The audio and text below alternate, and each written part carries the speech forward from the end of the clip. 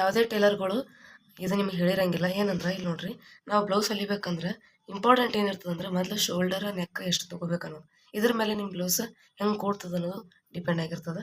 ಅದಕ್ಕೆ ಎಲ್ಲರೂ ಏನು ಮಾಡ್ತಾರೆ ಟೇಲರ್ಗಳು ಅಂದ್ರೆ, ಈ ಬಟ್ಟೆನ ಸ್ಟ್ರೈಟಾಗಿ ಇಟ್ರಿ, ಬ್ಲೌಸ್ ಸ್ಟ್ರೈಟಾಗಿ ಇಟ್ಕೋರಿ, ಆಮೇಲೆ ಇದನ್ನು ನೆಕ್ನ ಈ ರೀತಿ ಇಟ್ಟು ಚೆಕ್ ಮಾಡಿರಿ, ಅದನ್ನು ಅಳತೆ ತೊಗೋರಿ ಅಂತ ಹೇಳಿರ್ತಾರೆ.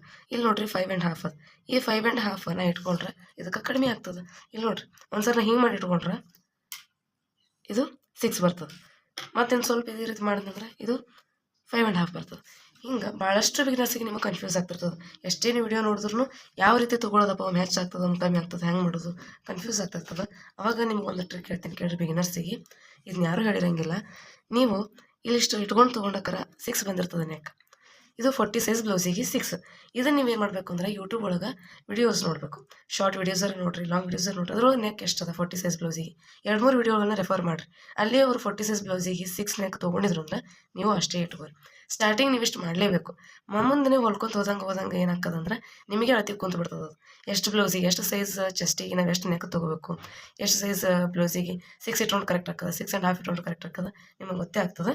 ಸೊ ನೀವೇನು ಮಾಡಿರಿ ಅಂದರೆ ಯೂಟ್ಯೂಬ್ ಇಟ್ಕೊಂಡು ರೆಫರ್ ಮಾಡಿದ್ರೆ ಪರ್ಫೆಕ್ಟಾಗಿ ಕೂಡ್ತದೆ.